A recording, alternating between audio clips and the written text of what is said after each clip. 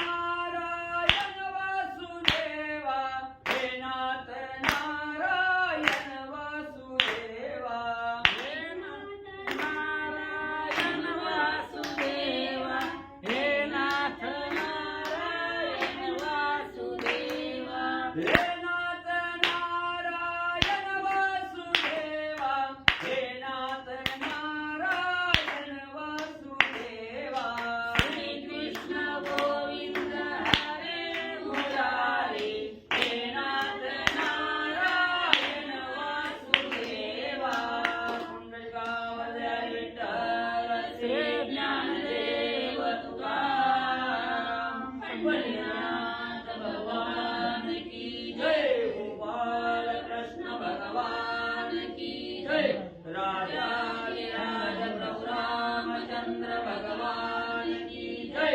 पवन सुत हनुमान की जय। श्री देव दत्त वासुदेव हरी।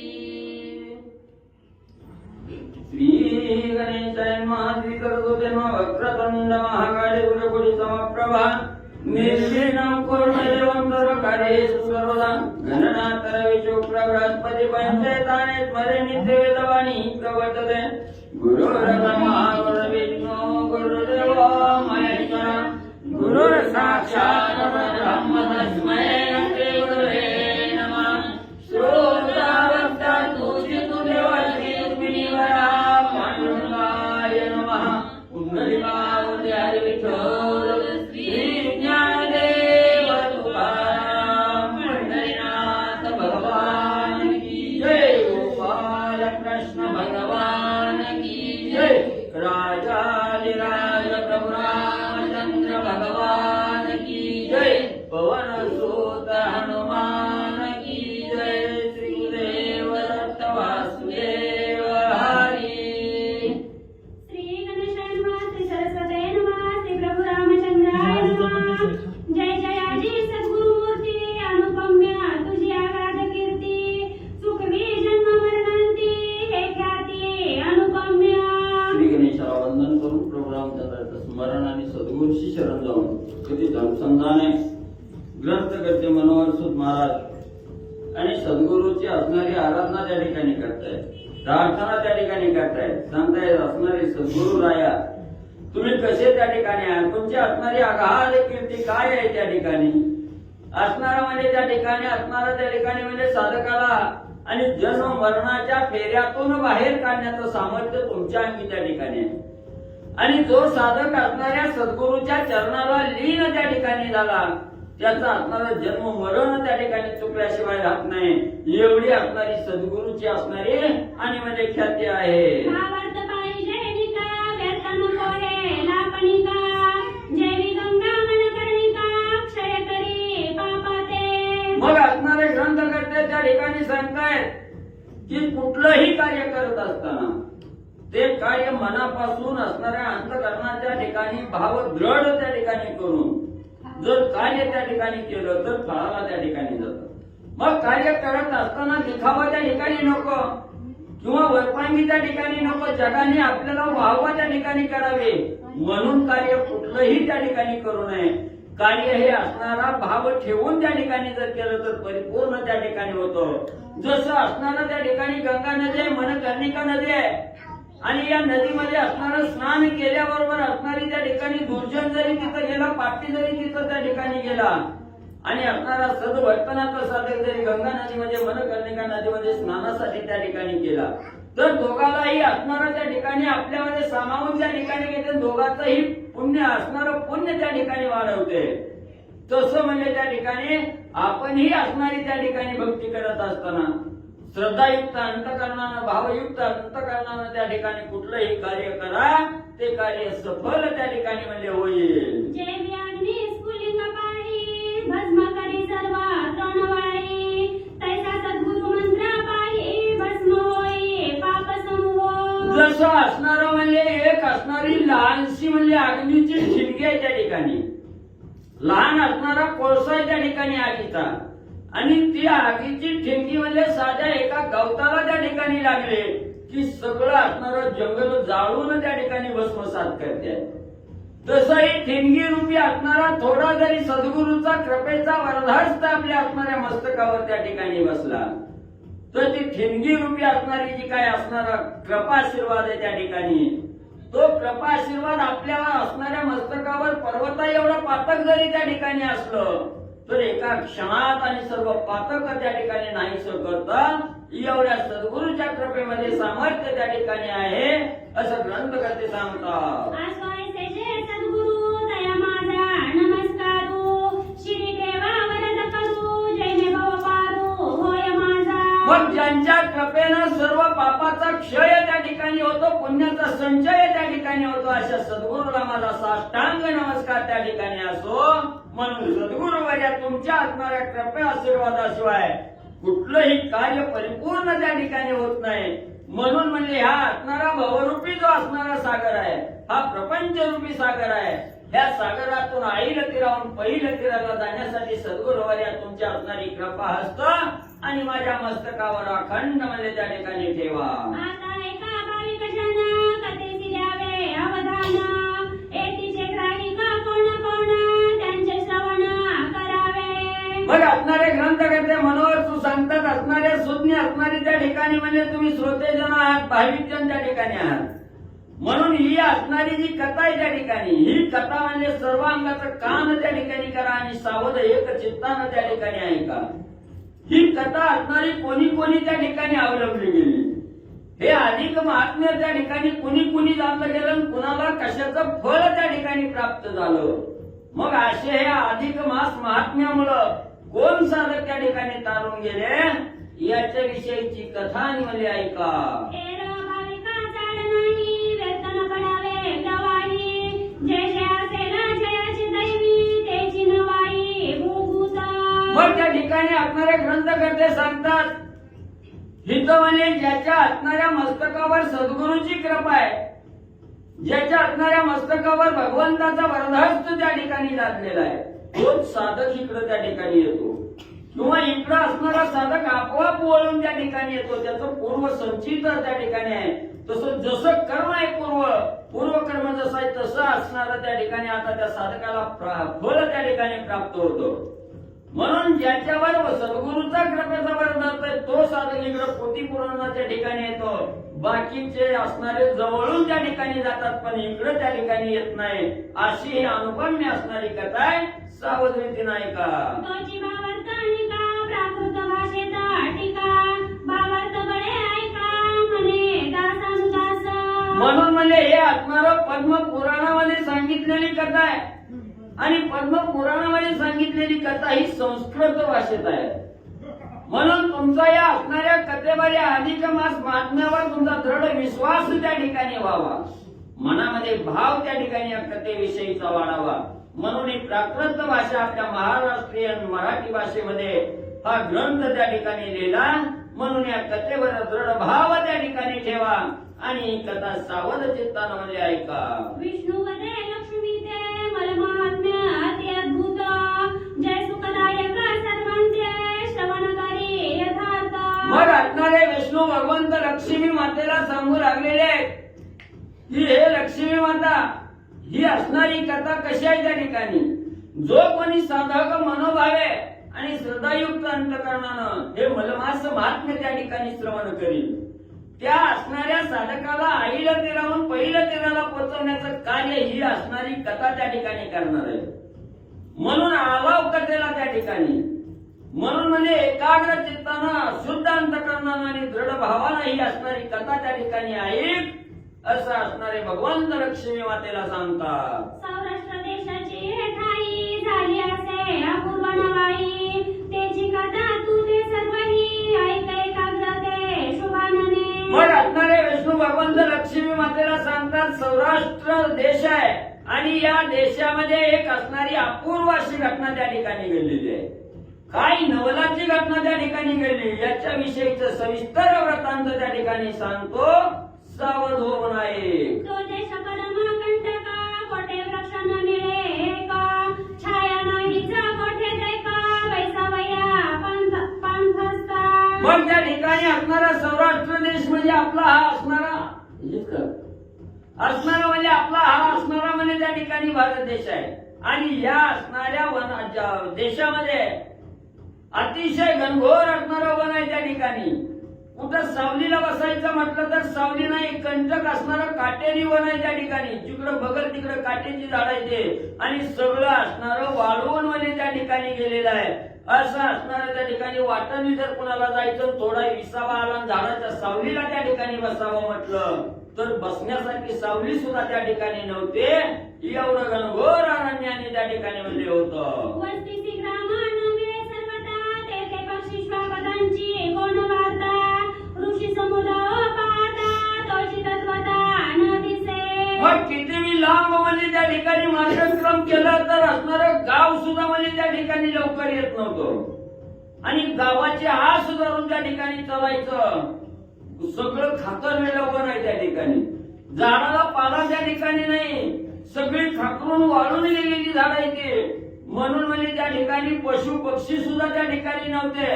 असं ओसाड असणारं वन आणि त्या ठिकाणी म्हणजे होतं. ऐसा तो देश कुलक्षण तेथील एक नगर विस्तीर्ण नामदयाचे प्रभास पूर्ण चर्या संपूर्ण रवी सम. बरं, असा हा देश कुलक्षण होता. सुलक्षण देश त्या ठिकाणी नव्हता. कुलक्षण म्हणजे सगळं असणारी उदासीत त्या ठिकाणी होती. लांबच्या लांब असणारी गावं त्या ठिकाणी होती. पुन्हा असणारा कुठं फिरावं म्हटलं, असणारा आराम त्या ठिकाणी करावा म्हटलं तर कुठंही असणारं मनासारखं ठिकाण त्या ठिकाणी नव्हतं. आणि अशा प्रकारे असणारं त्या ठिकाणी मार्गक्रमण करत असताना त्या ठिकाणी म्हणजे काय झालं, त्याच असणाऱ्या देशामध्ये एक विस्तीर्ण असणारं भलं मोठं एक शहर त्या ठिकाणी होतं. आणि त्या शहराचं नाव प्रभास हे म्हणजे त्या ठिकाणी आणि होतं. प्रकार व पुरे परिपूर्ण स्वधर्मचारे सकळ जन वर्णाश्रम धर्मचारी वर्ण शास्त्राधारे वर्तिती. मग असणारा देश त्या ठिकाणी होता आणि या देशाच्या ठिकाणी जे राहणारे नर नागरिक त्या ठिकाणी होते, ही सगळं म्हणजे त्या ठिकाणी स्वधर्मानं आचरण त्या ठिकाणी करणारे 4 वर्णाची लोक त्या ठिकाणी होती. पण आपल्या असणाऱ्या धर्मानं शास्त्रानं जे कार्य त्या ठिकाणी सांगून दिलं, या कार्या धर्माप्रमाणे कार्य करणारे आणि जनलोक त्या ठिकाणी होते. राजा तेथील परमधर्मिष्ठ आडकाठी ना एक मोठा उदारपणे अति धारिष्ठ पूर्वी मनोरथ याचकाचे. मग त्याच असणाऱ्या म्हणजे त्या ठिकाणी देशाचा प्रभास नावाचं असणारं राज्य त्या ठिकाणी होतं. आणि तिथला जो राजा होता त्या ठिकाणी भगवंताला मानणारा होता, पारमार्थिक असणारा राजा, धर्मिष्ठ राजा त्या ठिकाणी होता. आणि त्या राजाला वर्तन करत असताना किंवा राज्यभार कारभार त्या ठिकाणी चालवत असताना कसल्याही प्रकारची आडकाठी त्या ठिकाणी नव्हती. त्याला कोण अडवणारं त्या ठिकाणी नव्हतं. आणि अतिशय उदार आणि दानशूर असणारा राजा त्या ठिकाणी होता. सगळे जे काय असणारे याचक आहेत, जे काय असणारे जनलोक त्या राज्यामध्ये आहेत, ह्या सगळ्याच्या मनाची कामना आणि त्या ठिकाणी पूर्ण करणारा राजा म्हणजे आहे. ब्राह्मण सदाचारे वर्तती सदा वेदाध्ययन करिताती नित्य नैमित्य साधिती सदा करीती वेदघोषा. मग त्या असणाऱ्या प्रभास नावाच्या राज्यामध्ये जे राहणारे ब्राह्मण मंडळी त्या ठिकाणी होती, ती असणारी ब्राह्मण मंडळी सदा असणारं म्हणजे त्या ठिकाणी स्वच्छ आचार करणारी, असणाऱ्या वेदाचं ज्ञान त्या ठिकाणी अवगत होतं, वेदामध्ये संपन्न असणारी, प्रत्येकाच्या घरोघरी असणाऱ्या वेदाचं अध्ययन त्या ठिकाणी होतं. अशा प्रकारचे ब्राह्मण मंडळी आणि वेदाचा जयघोष करीत म्हणजे त्या ठिकाणी होते. ऐसे सुचिरभूत ब्राह्मण नित्य करती प्रातस्नान करून या पंचमहायज्ञ अतिथी सन्मान समयासी. असो गणेश गणपतीला वंदन करून विद्या सरस्वतीवर बसलेल्या साधू संतांना नमन करून प्रभू रामचंद्राच्या चरणी नतमस्तक होऊन बोधले महाराजाच्या चरणी नतमस्तक होऊन कथेला सुरुवात करू. एक या ठिकाणी असणारे ब्राह्मण काही असणारे म्हणजे सुचिरभूत होता. संध्या स्नान करायची, आपलं असणारं दररोजचं नित्य नियमाचं कर्म करायचं, वेदाध्ययन करायचं, असं बी म्हणजे त्या ठिकाणी असणाऱ्या नित्य नियमानं म्हणजे वागत होती. ऐसे तयाचे नगराचे भूदेव मिळून सगळं समुदाव मलमास लक्षून पाव चालिया समुदाव स्नानाते. असं म्हणजे त्या असणाऱ्या गावातलं म्हणजे हे असणारं भूदेव नावाचं असणारं ब्राह्मण राजा सगळी लोक ही असणारं म्हणजे अधिक मासाचं म्हणजे असणारं महत्व पाहून म्हणजे असणारं स्नानासाठी निघालेली होती. नित्य गंगा तिरी पाही जाती नरनारी सर्वही तीर्थदान जप तप सर्वही शस्त्रधारे आचरती. आणि मग त्या ठिकाणी हे असणारी गावातली सगळी म्हणजे असणारी मंडळी, स्त्री असू द्या पुरुष असू द्या, सगळी जण मिळून दररोज म्हणजे अधिक मासामध्ये म्हणजे असणाऱ्या गंगेचं स्नान करण्यासाठी जात होती. कुटोनी पंच उषकाली स्नान करती गंगाजळी दाने देता ती विप्रमंडळी अतिसुमेळी विप्रांते. आणि मग दररोज सकाळच्या पाणी पहाटेच्या 5 वाजताच्या वेळेला उठायची, असणाऱ्या गंगा नदीच्या ठिकाणी म्हणजे असणाऱ्या स्नानाला जायची, स्नान सध्या करायचं आणि असणाऱ्या ब्राह्मणाला म्हणजे त्या ठिकाणी असणारा दान धर्म म्हणजे असणारा करीत होती. कोणी करीती दीपदान, कोणी करीती तांबूलदान, कोणी अर्पिती अपारदान शस्त्रदान ब्राह्मणाते. मग कुणी म्हणले आपणारा त्या ठिकाणी असणाऱ्या नदीवर स्नानाला गेल्यानंतर म्हणले आपापल्या असणाऱ्या मनाची जशी इच्छा असेल, जशी आपली आईचं पत असेल तसं कुणी असणारं दिव्याचं दान करीत होती, कुणी वस्त्राचं दान करीत होती, कुणी असणारं म्हणजे अन्नाचं दान करीत होती. असं असणाऱ्या आपल्या मनाची जशी इच्छा असेल तसं म्हणजे ब्राह्मणाला दान करीत होती. कोणी कुंभदान करीती, कोणी अकुपात्रे अर्पिती, घृतपात्रा सहित देती, विप्राप्रती सुवर्ण. अतिशय म्हणजे असणारा भावनेनं म्हणजे कुणी असणारं म्हणजे एखाद्या असणाऱ्या कुंभाचं गाभीचं दान करायचं, कुणी असणारं दही दूध तूप असणाऱ्या एखाद्या असणाऱ्या भांड्यात घालून म्हणजे असणाऱ्या ब्राह्मणाला म्हणजे दान देत होती. ऐसी दाने अर्पून विप्राते, मग स्वर्गी ब्राह्मण पंक्ती ते घेऊन षडस अन्ना ते देती विप्राते भोजन. असं म्हणजे असणाऱ्या ब्राह्मणाला म्हणजे त्या ठिकाणी असणारं दान धर्म करायचं, पुन्हा असणाऱ्या म्हणजे ब्राह्मणाच्या त्या ठिकाणी पंक्ती बसवायच्या आणि अतिशय प्रीतीनं म्हणजे असणाऱ्या ब्राह्मणाला म्हणजे भोजन घालीत होती. ऐसा सरिता नित्यने मास संपूर्ण होऊ सरला मास, तेव्हा पूर्ण वर्धिले तया समयास ते सावकाश अवतारा. असं म्हणजे असणारा दान धर्म नित्य कर्म करीत असताना म्हणजे करीत म्हणजे ही असणारा अधिक मास महिना म्हणजे त्या ठिकाणी असणारा संपून गेला आणि मग त्या ठिकाणी काय चमत्कार घडला. सोम शर्मा नावे एक ब्राह्मण, असे तो वेदशास्त्र संपन्न, नाना तीर्थ पदान केले संपूर्ण ब्राह्मण ते. मग त्या ठिकाणी सोम नावाचा म्हणजे एक असणारा अतिशय ज्ञानी असणारा म्हणजे ब्राह्मण होता आणि म्हणजे त्यांनी अनेक असणारी म्हणजे तीर्थ त्या ठिकाणी केलेली होती आणि असणाऱ्या ब्राह्मणाला बी म्हणजे असणारं दान दिलेलं होतं. यज्ञदानादी क्रिया सर्व ही जाणता विप्रतो प्रत्ययी, स्नानाते जाता एके समयी गंगा तीरी पावला तो. असं म्हणजे अतिशय विद्वान म्हणजे असणारा ज्ञान म्हणजे असणारा ज्ञानवान असणारा यज्ञाचं कर्म करणारा अतिशय उचार असणारा ब्राह्मण होता आणि मग असा असणारा ब्राह्मण म्हणजे ही असणाऱ्या गंगा नदीच्या ठिकाणी म्हणजे स्नानाला जात असताना मार्गी जाता स्नानासी तो एक वृक्ष सत्यासी, भेटता झाला वाटेसी अति भयंकर रूपे. अतिशय म्हणजे त्या ठिकाणी असणाऱ्या म्हणजे गंगा नदीवर म्हणजे स्नानाला जात असताना एक असणारा म्हणजे वाटतच म्हणजे त्याला एक महान भयंकर असणारा अतिशय भ्यासूर असणारा राक्षस म्हणजे त्या ठिकाणी भेटला.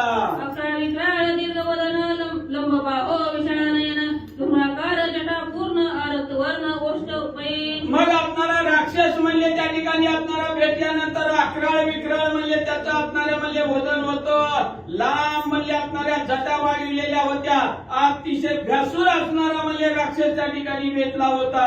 स्थूलोदर गर्ते समान, उंच ग्रीवा हस्ता समान, लिंग त्याचे लंबायमान, सदा लग्न ब्रह्मचारी. अतिशय म्हणजे असणारं पोट म्हणजे कपाटात म्हणजे लांब म्हणजे खाली गेलेलं होतं, डोळं लहान भडक होतं आणि असा भ्यासूर म्हणजे असणारा राक्षस म्हणजे त्या ठिकाणी असणारा म्हणजे वाटेला भेटलेला होता. चला कोणतरी शुभ्र लवा अंगावर देताई लंबयमान कंटक दे, आईसे दे कुलतया दे विप्रत चकला मानसी. आणि मग असा म्हणजे अतिशय भ्यासूर असणारा राक्षस म्हणजे त्या असणाऱ्या ब्राह्मणाला म्हणजे नदीवर स्नानाला जाताना म्हणजे असणारा भेटलेला होता आणि असा भयानक राक्षस वाटेत भेटल्याबरोबर एकदम म्हणजे त्या असणाऱ्या ब्राह्मणाला धचका बसल्यासारखं झालं. माने विग्रह केवते आले माधव ते उभे ठेले, स्त्राण लागी आठवे ठाकले पूर्व कर्म माझे आता.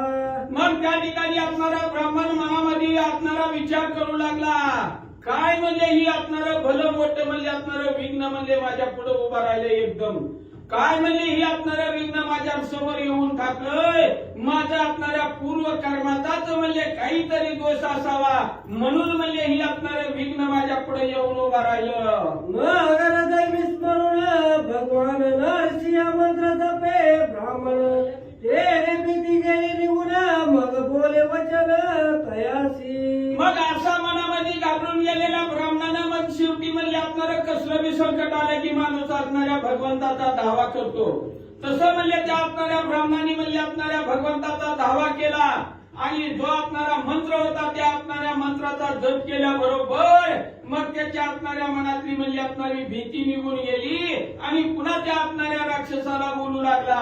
आदित ब्राह्मण दैदिप्यमान वारी सुचिरभूत संध्या स्नान, त्या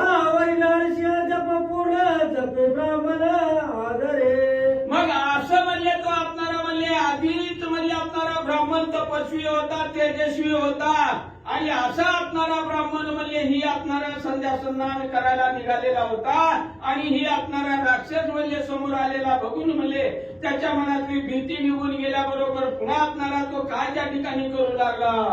ऐसा विप्राग्नी होत राक्षस पाहुणी भीत माने होतो रे भय किंचिता मी तव क्षुभित पातलो. मग असा असणारा राक्षस म्हणजे तो असणारा समोर बघितल्याबरोबर असणाऱ्या ब्राह्मणाला त्या ठिकाणी बोलू लागला, अरे बाबा म्हणजे तुला असणारी म्हणजे कशासाठी एवढी भीती वाटू लागली.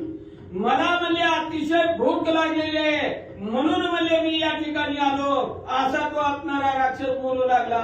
मग म्हणे हो दिजवर साधुर दया सकळ सकोमळ सदया मी तव पापिष्ट क्रूर दया करी दया दिनबंधू. मग त्या ठिकाणी असणारा राक्षस त्या ठिकाणी विनंती करू लागला, हे असणाऱ्या दीनबंधू, दिनाचा बंधू असणारा तुम्ही कसं म्हणले असणार तपस्वी आहात, संत आहात, दयाळू आहात, असणारी दुसऱ्यावर म्हणले असणारी क्षमा करणारे आहात, असं म्हणून त्याची असणारी विनंती तो राक्षस करू लागला. नाराजीव हिंसाधारी नाराजीव वेदिले आगोरी पाप भोगले नाना परी राक्षस देदारी पैमी. मग मी असणारा म्हणले कसा आहे म्हणले या ठिकाणी असणारा हा देह म्हणले असणारा राक्षसाचा आहे म्हणले असणारा माझ्या हातून म्हणजे असणारा अनेक म्हणजे प्रकारचं पाप कर्म म्हणजे त्या ठिकाणी घडलेलं आहे. पशूची हत्या, पक्ष्याची हत्या म्हणजे सगळे पापाचं म्हणजे त्या ठिकाणी असणारा म्हणजे माझ्या हातून घडलंय म्हणून म्हणजे मला ही असणारा राक्षसाचा देह म्हणजे या ठिकाणी असणारा म्हणजे पावला गेला. ऐकून दयाचे करुणा उत्तर द्रवले देवा विप्र अंतर कोमळ दिजमिरा नवनीता पर्यासे. असं म्हणजे अतिशय म्हणजे असणारा त्या राक्षसाचं म्हणजे असणारं बोलणं त्या असणाऱ्या मला लय भूक लागली, माझ्या हातून पाप घडलं म्हणून मला हा असणारा देह त्या ठिकाणी धारण झाला. ही अतिशय बोलणं त्याचं म्हणजे केविलवानं ऐकल्यानंतर संताचं म्हणजे असणारं अंतकरण म्हणजे असणाऱ्या लोण्यासारखं मऊ असतं तसं म्हणजे या ठिकाणी ह्या असणाऱ्या राक्षसाचं बोलणं ऐकून ब्राह्मणाला अतिशय म्हणजे असणारी दया उत्पन्न झाली. दयाचे हृदय नाही कोमळता तोय प्रद्या नव्हे तत्वता असो द्विज राक्षसा पाहता झाला बोलता पैत्यासी. ज्याच्या अंतकरणामध्ये म्हणजे असणारा कसलीच म्हणजे असणारी दया क्षमा शांती म्हणजे असणारी नाही तो म्हणजे असणारा ब्राह्मणच नव्हे असं म्हणजे या ठिकाणी सांगितलेलं आहे. असं म्हणजे त्या असणाऱ्या राक्षसाचं म्हणजे असणारं बोलणं ऐकून असणाऱ्या त्या ब्राह्मणाला म्हणजे असणारी अतिशय दया उत्पन्न झाली. म्हणे तू पूर्वी होतास कोण कोण्या पापास देह झालं प्राप्त झाला तुझा लागून ते करीत रवला सर्वही. मग आपणारा ब्राह्मणच्या राक्षसाला बोलू लागला, रे बाबा तुझा आपणारा देह म्हणजे पहिल्या जन्मी म्हणजे आपणारा कुणाचा होता आणि कुठलं पाप म्हणजे तुझ्या हातून घडलं, कुठल्या पापामुळे म्हणजे ही असणाऱ्या राक्षसाचा म्हणजे असणारा देह तुला म्हणजे या ठिकाणी धारण करावा लागला असं प्रश्न म्हणजे त्या ठिकाणी राक्षसाला ब्राह्मण विचारू लागलं. राक्षस म्हणे विप्राते ऐक माझी या व्रतांते मी पूर्व वैश्य धनवंत सेविक्याचा भूमंडळी. मग त्या ठिकाणी असं म्हणजे ही असणाऱ्या ब्राह्मणाचं म्हणजे बोलणं त्या ठिकाणी असणाऱ्या राक्षसानं ऐकलं आणि म्हणजे मी असणारा त्या ठिकाणी असणारा राक्षस त्या असणारा ब्राह्मणाला बोलू लागला, मी एक पहिला म्हणजे त्या ठिकाणी असणारा वैश्य होतो, अतिशय धनवंत होतो अशी असणारी सगळी माहिती म्हणजे आपली सांगू लागला. वस्तुता रक्षक दान क्रिया विक्रिया करी पूर्ण ग्रही संपत्ती सलशेनुन पुत्र सुना परिवार. मग असणारा म्हणजे अतिशय धन माझ्या असणाऱ्या घरी होतं, मी असणारा त्या ठिकाणी म्हणजे असणारं अनेक प्रकारचं म्हणजे असणारं म्हणजे विक्रय करून म्हणजे असणारं धन धान्य सगळं मिळलं होतं. गरिबी म्हणजे असणारं पुत्र सुना सगळी म्हणजे त्या ठिकाणी भरपूर होती. गाई म्हशी किनारे अपार हाती माझी शकट थोर दास दासी अपार ऐसा परिवार अपरिमित. श्री गणेशाय नमः, श्री सरस्वते नमः, श्री गुरुभ्यो नमः, श्री सीता रामचंद्राय नमः. तव एक अग्निहोत्री ब्राह्मण सकुटुंबी सत्पात्र जाण वेदाध्यायी असे निपुण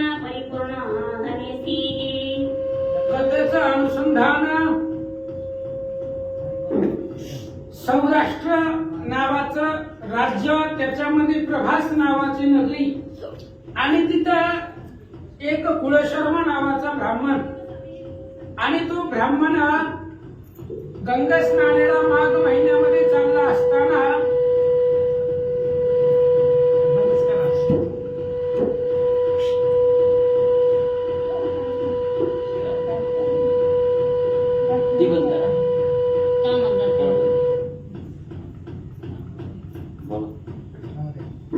आणि स्नानाला चालला असताना एक राक्षस समोर आला. राक्षसाने विचारलं, त्या ब्राह्मणाने विचारलं राक्षस कसा झाला, पाठीमागं काय केलं होतं. त्यावेळेस त्यानं सांगायला सुरुवात केली, वैश्य वर्णामधला मी एक व्यक्ती होतो, धनानं श्रीमंत होतो, सगळी संपत्ती होती, गाई बैल गुरं ढोरं सगळं माझ्या दारामध्ये व्यवस्थित होता.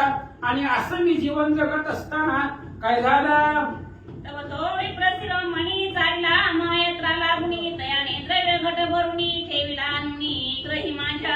आणि त्या राक्षसानं त्या ब्राह्मणाला सांगायला सुरुवात केली, मी असा घरी राहत असताना सगळं माझ्यापाशी द्रव्य वगैरे सर्व होतो, पण मला धनाचा लोभ होता. आणि एक दिवस आमच्याच नगरीमधला एक ब्राह्मण सात्विक शुद्धशील आचरणाचा ब्राह्मण, त्याला एकदा जायचं होतं यात्रेला, म्हणून तो माझ्याकडे आला. आणि आल्यानंतर आता गावातला श्रीमंत माणूस होतो मी, त्याच्यामुळे त्या ब्राह्मणाने एक द्रव्याचा घट माझ्यापाशी ठेवायला दिला. महाराज राहू द्या, मी यात्रा करून येतो, तोपर्यंत तुमच्यापाशी राहू द्या. असं त्या ब्राह्मणानं द्रव्याचा हांडा माझ्यापाशी सांभाळायला दिला. काय झालं, सुवर्ण नाणे 10 सहस्र दान द्रव्य घट भरिला परिपूर्ण मज पुढे ठेविला आणून गेला ब्राह्मण वाराणसी. त्या घटामध्ये हांड्यामध्ये सोन्याची नाणी 10,000 होती. 10,000 सोन्याची नाणी एका असणाऱ्या घटामध्ये ठेवून हांड्यामध्ये धुवून तो हांडा माझ्यापाशी सांभाळायला दिला होता. आणि तो ब्राह्मण वाराणसीला गेला, काशी यात्रेला गेला आणि ते धन माझ्यापाशी त्यानं ठेवलं. पुढं काय झालं, सहकुटुंबेची विप्र गेला तिकडेची 12 वर्ष त्याला यात्रा करिता दिवस गेला तो इकडे स्मरण मजला झाले. आणि तो जो ब्राह्मण होता तो सगळ्या कुटुंबाला घेऊन काशीला गेला होता. घरामध्ये चोरी वगैरे झालं तर चोर घेऊन जातील ना ते पैसे, म्हणून त्यानं ते असणाऱ्या वैश्य वर्णामधल्या एका व्यक्तीकडे म्हणजे माझ्याकडे ठेवायला दिलं. ती गेला काशीला, कुटुंबाला घेऊन गेला. गेल्यानंतर अनेक दिवस लोटून गेली, ती काय माघारी आलंच नाही. आणि मला लक्षात आलं की ह्यानं 10,000 सोन्याची नाणी माझ्यापाशी ठेवायला दिले. मला आठवल्याबरोबर काही कार्यानिमित्त तयाचे मी द्रव्य घट खर्चला साचे, साचे यात्रा करून साचे परत मी आला माघारी. मग काही दिवस लोटल्यानंतर ना मी विचार केला, ही काय आता येत नाही, आणि जरी आलं तरी आपण द्यायचंच नाही, ठेवलंच नाही म्हणायचं माझ्यापाशी. म्हणून त्यानं जी काय असणारी सोन्याच्या मोहरा होत्या 10,000 त्यानं खर्चून टाकल्या, आपल्या घर कामामध्ये संसारामध्ये संपून टाकले. आणि काही दिवसानंतर हा ब्राह्मण काशी यात्रेला गेलेला सहकुटुंबासह पुन्हा माघारी त्याच व्यक्तीकडे आला. यात्रा करून संपूर्ण द्रव्य घट मागे मज लागून तो अडचणीस तव जाण नाही म्हणून बोललो मी. आणि महाराज ते यात्रा करून आलं महागारी आल्याबरोबर त्याच्या लक्षात आलं की याच माणसापाशी मी सोन्याचा हंडा ठेवायला दिला होता, आपलं धन याच्यापाशी ठेवायला दिलं होतं. म्हणून ती यात्रा करून आल्यावर मला महागाईला आलं. पण आता मी खर्चलं होतं आणि त्याला थोडं पैसे होते लगेच द्यायला. 10,000 सोन्याच्या मोहऱ्या होत्या, एवढ्या कुठून द्यायच्या. म्हणून मी म्हणलं, हे बघा महाराज माझ्यापाशी नाही, तुमची माझी भेट कवा झालीच नाही आणि तुम्ही मला ठेवायला कधी पैसे दिलेच नाही, तर असं मी त्या ब्राह्मणाला सांगितलं. तो द्रव्य आणून ठेवले कधी याचे साक्ष कोणती दावे आधी आमचे घर घेतो हा मंद बुद्धी मिळाली मांदी जनांची. आणि सगळी लोक गोळा झाली ना, काय झालं गर्दी जमली त्याच्या घरापुढं. हा म्हणायचा तू माझ्यापाशी दिलंच नाही, कुठनं देणार आहे. बाकीचे लोक बी म्हणायला लागले, ही ब्राह्मण आणि ह्याच्यापाशी 10,000 सोन्याची चांदीची नाणं कुठनं यायला लागले. त्या शूद्र वर्ण व्यक्तीने सांगितलं, बाबा तू माझं घर बुडवायला लागला, 10,000 सोन्याच्या मोहऱ्या मागायला तू माझ्याकडे कधी ठेवायला दिल्या नव्हत्या. अशा प्रकारे 4 लोक गावातली जमली गेली. काय म्हणतात, व्यवहारी केला राजद्वारी जो तो ब्राह्मणाचे ठिकाणी म्हणती हा जन्मदैत्री द्रव्य कैसे पदरी याच्या. आणि हा जो व्यवहार होता तो व्यवहार राजद्वारापर्यंत गेला. राजनगरीचा जो राजा होता त्या राजापर्यंत हा व्यवहार गेला. ब्राह्मण म्हणायचा मी याच्यापाशी 10,000 सोन्याच्या मोहरा ठेवलेत, सोन्याची नाणी ठेवलेत आणि मी यात्रेला गेलो होतो. गावातले सगळे लोक म्हणाले हे गरीब आहे ब्राह्मण आणि ह्याच्यापाशी एवढे पैसे आलेच कुठून. त्यामुळे लोकांना विश्वास बसत नव्हता. आणि ही फक्त गोष्ट ती ब्राह्मण आणि त्या क्षुद्र वर्णामधला जो काही व्यक्ती होता श्रीमंत त्या दोघांमध्येच झाला होता. तिसरा तिथं कोणी नव्हता. त्यामुळे तो खोटं बोलायला लागला, दिलंच नाही म्हणायला. व्यवहार राजापर्यंत गेला. राजा काय म्हणतो ऐका, ऐसा न्याय देते ते झाला द्रव्य घटनी आदिलाशला देखत देखत ग्रासीला पातक गोळा धन लोभे. आणि ही राक्षस त्या ब्राह्मणाला सांगू लागले राक्षस का झालो. त्या व्यक्तीनं माझ्यापाशी धन ठेवलं हे मला माहिती होतं, लोकांना नव्हतं माहिती. आणि मी त्याचं सगळं धन हिरावून घेतलं होतं, माझ्या संसारामध्ये खर्च केला आणि सगळ्या लोकांनी माझीच बाजू पडली. बरोबर आहे, एका ब्राह्मणाकडे एवढं सोनं चांदी कुठनं यायला. त्यामुळे राजानं सुद्धा त्या असणाऱ्या माझी बाजू घेतली आणि ब्राह्मणाला निराश करून हाकलून दिलं त्याला. कारण एका ब्राह्मणाकडे 10,000 सोन्याच्या नाणी असू शकत नाही, सगळ्याला पटलं. पण मला माहिती होतं त्या ब्राह्मणाचं धन मी लुबाडलं, त्याचं धन मी खर्च केला, म्हणून माझ्यापाशी पापाचा गोळा पातक गोळा झाला. मग तो विप्रधर्मात गेला तळतळोनी मग शाप दिला म्हणे पापिष्टा चंडाळा अभिलाषीला द्रव्य घट. आणि तो जो ब्राह्मण होता त्या ब्राह्मणाला माहिती होतं मी ह्याच्या पशीच ठेवाय दिले, पण हे आता खोटं बोलायला लागले. राजापर्यंत न्याय गेला. राजाने सुद्धा त्याच व्यक्तीची बाजू घेतली आणि मला माझं द्रव्य असून मला भेटलं नाही. त्यामुळे ती विप्र तळमळू लागला. महाराज त्यानं कमवलेलं होतं, कष्टाचं होतं. 10 रुपये कष्टाचं हरवलं तरी तळमळ वाटते आपल्याला. 10,000 सोन्याच्या नाणी होत्या त्याच्या आणि त्या श्रीमंत व्यक्तीने हिरावून घेतल्या होत्या. त्यामुळे तो तळमळू लागला. तळमळून त्या ब्राह्मणानं त्याला शाप दिला. पृथ्वी तेज वायू आकाश तुझं मद साक्ष आहे चंडाश तरी शाप घेई निशेष होई ब्रह्मराक्षस पयाता. त्या ब्राह्मणाने सांगितलं तुझं मज साक्ष येथे ऐकता ती समस्त भूते. भूत म्हणजे पृथ्वी आग तेज वायू आकाश. त्या ब्राह्मणाने सांगितलं त्या श्रीमंत सावकाराला हे बघ मी तुला सोन्याच्या मोहऱ्या ठेवायला दिल्या होत्या, ही सगळं पृथ्वी आग तेज पंचमंडळ ह्याला साक्षीभूत आहे. तू किती जरी नाही म्हणला तरी तुला आणि मलाच माहित आहे दिलं होतं का नव्हतं. म्हणून माझं शाप आहे तुला ब्रह्म राक्षस होशील. ब्रह्म राक्षस म्हणून तुला जगावं लागेल असा शाप त्या ब्राह्मणानं दिला. माझे वचन सत्य होईल तरी माझी यात्रा निर्फळ हो सकळ ऐसा बोलला करून तळमळ इकडे प्राण त्यागीला. त्यानं सांगितलं मी जर खोटं बोलत असेल, मी जर तुझ्यापाशी धन ठेवायलाच दिलं नाही तरी मी म्हणत असेल ठेवायला दिलंय तर मी काशीला गेलेली जी काही यात्रा आहे ती यात्रा निष्फळ होईल. त्याचं पुण्यच मला लागणार नाही. कारण मला माहित आहे मी सोन्याच्या मोहरा जाताना तुझ्यापाशी दिल्या होत्या सोन्याच्या नाणी, पण तू आता नाही म्हणायला लागलाय. तू सगळं माझं धन लुबाडले म्हणून ब्रह्म राक्षस वशील असा शाप ब्राह्मणाने दिला. धन लोभे मेला द्विजवर मी राक्षस झालो साचार ऐसा माझा प्रकार झाला साचार द्विजवरा. आणि तो असणारा राक्षस कुळशर्मा नावाच्या ब्राह्मणाला ही कथा सांगतोय मी राक्षस का झालो. धनलोभानं तो ब्राह्मण मेला कारण त्याचं थोडं धन नव्हतं. त्यानं आयुष्याची कमाई माझ्यापाशी ठेवून गेला होता आणि सगळ्या परिवाराला घेऊन गेला होता. त्यामुळे तो पैसा करून धनलोभानं तो ब्राह्मण मेला गेला आणि मीही राक्षस झालो कारण मला त्या ब्राह्मणाचा शाप लागला. दुसऱ्याचं परद्रव्याची मी आशा केली म्हणून माझी काया राक्षसाची झाली असं कुळशर्मा ब्राह्मणाला ही कथा त्या राक्षसानं सांगितले.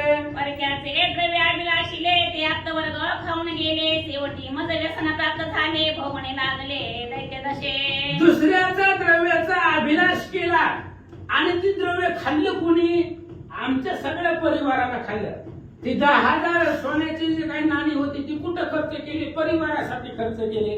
आमची जे काही आप्तवर्ग होते सगळ्या परिवाराने खाल्लं आणि शाप मला बसला कारण मी करता होतो घरातला. मी खोटं बोललो त्या ब्राह्मणाला द्रव्याची अभिलाषा केली दुसऱ्याच्या, त्यामुळं शाप मला बसला आणि सगळे असणारा त्याचा जे काही पैसा होता ते सगळं आमच्या आप्तवर्गाने खाल्ला आणि ब्रह्म राक्षस झालो असं त्यांना सांगितलं. या लागी दुसऱ्याच्या अभिलाषिता सौख्य नाही तत्वता शेवटी भोगणे लागी अवस्था न सुटे सर्वता निर्धारे. म्हणून तो राक्षस सांगू लागला दुसऱ्याचा अभिलाष करायचा नाही, जेवढं आपल्याला भाग्यानं भेटलंय तेवढं स्वीकारायचं. दुसऱ्याच्या द्रव्यावरती जर आशा ठेवली तर अशा प्रकारची अवस्था जी माझी झाली ती होते. शेवटी भोगणे लागे दुःख अवस्था. जर दुसऱ्याचं पैसे लुबाडले, धन लुबाडलं तर दुःखच भोगावं लागतं. हे अनुभवानं प्रचितीनं सांगतोय. अशा प्रकारे तो राक्षस बोलू लागला. श्री गणेशाय नमः, श्री सरस्वती नमः, श्री सद्गुरु रामचंद्राय नमः.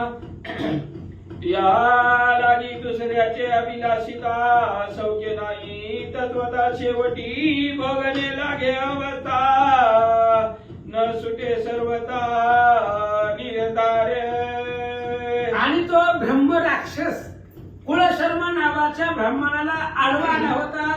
अधिक महिन्याच्या पर्व काळावरती तो स्नानाला चालला होता आणि आडवा आल्यानंतर त्यानं ही सगळी कथा सांगितली. मी राक्षस का झालो, दुसऱ्याच्या द्रव्याचा अभिलाष केला आणि अभिलाष केल्यामुळं मला राक्षसाचा जन्म देह भोगावा लागला. म्हणून दुसऱ्याचं धन घेत असताना अभिलाष जर केला तर शेवटी पदरामध्ये दुःख भोगावंच लागतं असं तो राक्षस सांगू लागला.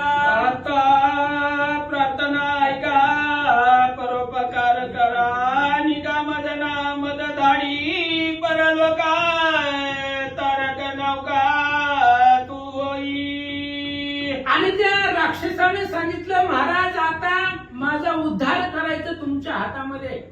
ह्या ब्रह्म राक्षसा रूपी राक्षसाच्या शरीरामधून वाचवण्याचं सामर्थ्य तुमच्यापाशी आहे, कारण तुमच्यापाशी ते पुण्याचा साठा आहे. ते पुण्य मला थोडस अर्पण करा आणि या राक्षसाच्या शरीरामधून माझा उद्धार करा. भवसागरामधून तारून नेणारी नौका तुम्ही माझी बना. अशा प्रकारे तो राक्षस बोलू लागला. ऐशे म्हणता ते क्षणी तुझ्या बोले प्रसाद वाणी म्हणे मला मास स्नानदानी मास एक नियम केला. आणि अशा प्रकारे तो राक्षस बोलला होता. राक्षसाच्या बोलण्यावरनं त्या असणाऱ्या कुळशर्मा नावाच्या ब्राह्मणाने सांगितलं महाराज ऐका, प्रसाद वाणी अमृतासारखी वाणी त्याच्या मुखातून बाहेर निघाली. त्याने सांगितलं अधिक महिन्याचं पूर्ण 1 महिना मी स्नान केलेलं आहे पवित्र आणि त्या स्नानाचं पुण्य माझ्यापाशी आहे, त्यामुळे तेवढं पुण्य तुम्हाला अर्पण करतो. दया मी सप्तदिनाचे उदक तू ते अर्पितो साचे ते पुण्य प्राप्त होईल जे माझे घडो त्याचे फळ तुझ्या लागी.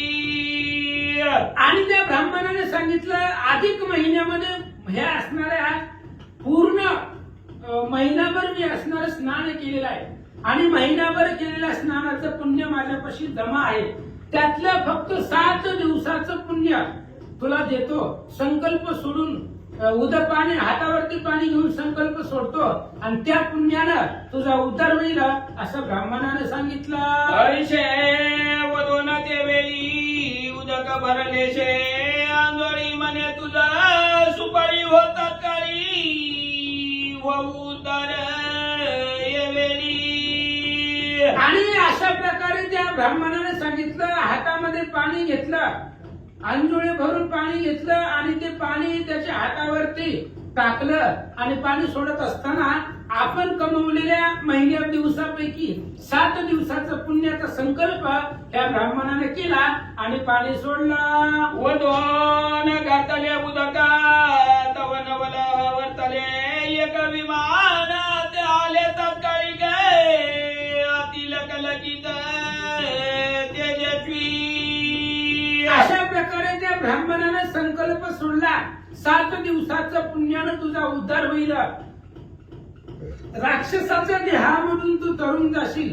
अशा प्रकारचा संकल्प सोडल्यानंतर एक नवल घडलं सगळ्यांच्या समोर. त्या असणाऱ्या राक्षसाला घेऊन जाण्यासाठी स्वर्गामधून विमान तिथं आला. माझी बैसले विष्णू दूत पायी राक्षस केला दिव्य देहीचा काळ विमानी बैसविलाय तोही उतरणी नेला वैकुंठा. आणि मग त्या विमानामध्ये विष्णुदूत बसलेले होते आणि ते विष्णुदूत ते विमान घेऊन आले. हे असणाऱ्या राक्षसाला त्या विमानामध्ये बसवलं दिव्य देह करून. त्याचा राक्षसाचा जो विकराळ स्वरूपाचा देह होता ते देह संपला. दिव्य देह त्याला प्राप्त करून दिला आणि दिव्य देहासहित विमानामध्ये बसला आणि ते विमान वैकुंठाला निघाला. अवा तो राक्षस जाणा सविता झाला विप्राणा वारंवार लागे चरणाय केली उतरणा दयानी दे. आणि तो राक्षस ज्याचा उद्धार झाला तो राक्षस त्या ब्राह्मणाचा वारंवार स्तुती करू लागला. कारण त्याच्यामुळे आपला उद्धार झालाय. त्यानं 7 दिवसाचं पुण्य त्या पूर्ण 30 दिवसापैकी 7 दिवसाचं पुण्य स्नान केलेल्याचं अर्पण केलं आणि त्या पुण्याच्या बळावरती उद्धार झाला. म्हणून त्या ब्राह्मणाची स्तुती त्याच्या पायावरती हात जोडून बोलू लागला. जया जयाची विप्रमूर्ती आगाध अनुपम्या तुझी कीर्ती पुण्य व्यंजनी मज प्रती गुरुमूर्ती उतरिल्या. आणि त्यावेळेस त्या दिव्य देह विमानामध्ये बसलेल्या राक्षसाचा तो बोलू लागला. हे असणाऱ्या ब्राह्मणजी तुम्ही माझा उद्धार केलेला आहे त्या अर्थानं तुम्ही माझे गुरु आहात. संसार सागरामधून गुरु शिवाय अन्य दुसरं कोणी सोडवत नाही. ज्या अर्थी तुम्ही मला 7 दिवसाचं पुण्य अर्पण केलं माझे सद्गुरु तुम्ही आहात म्हणून तो स्तुती करू लागला. ऐसा स्तुतिवाद करोनी तात्काळ गेला विष्णू भुवनी ऐसे मला महात्म्य गतनी घातले श्रवणी श्रोतियांचे. ग्रंथकर्ते सांगताय अशा प्रकारे अधिक महिना मलमास अतिशय पवित्र आहे. या महिन्यामध्ये त्यानं आचरण केलेलं 7 दिवसाच्या पुण्याचा प्रभाव सांगितला. 1 दिवसाचा पुण्याचा प्रभावही आपण ऐकला. 3 दिवसाच्या पुण्याचा प्रभाव ऐकला. म्हणजे 1 दिवस जरी गंगेचं स्नान या महिन्यामध्ये घडलं गेलं पवित्र तीर्थक्षेत्राचं स्नान घडलं गेलं तरी सुद्धा त्या पुण्याचा प्रभाव जास्त असतो.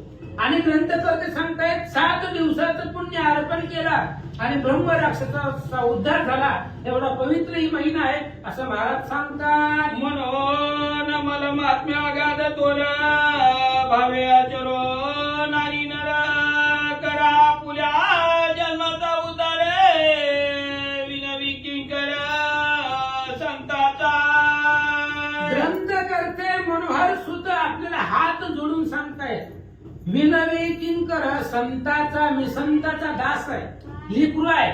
म्हणून तुम्हाला सांगतो ही अधिक महिना मलमास अतिशय श्रेष्ठ आहे पवित्र आहे. तुम्ही तुमचा उद्धार करून घ्या. या महिन्यामध्ये सांगितलेलं व्रत आचरण करा दीपदान करा ब्राह्मण भोजन करवा कुठेतरी तीर्थक्षेत्रावरती स्नान करा जीवनाचं कल्याण होईल महाराज सांगतात. स्वस्ती श्री मलमात्म्य ग्रंथ पद्मपुराणीचे समंत मनोहर सुत विरंचित विषमच्या अध्याय गोडा ओळा 70 पुंडलिका विठ्ठल ज्ञानदेव तुकाराम पंढरीनाथ भगवान की जय.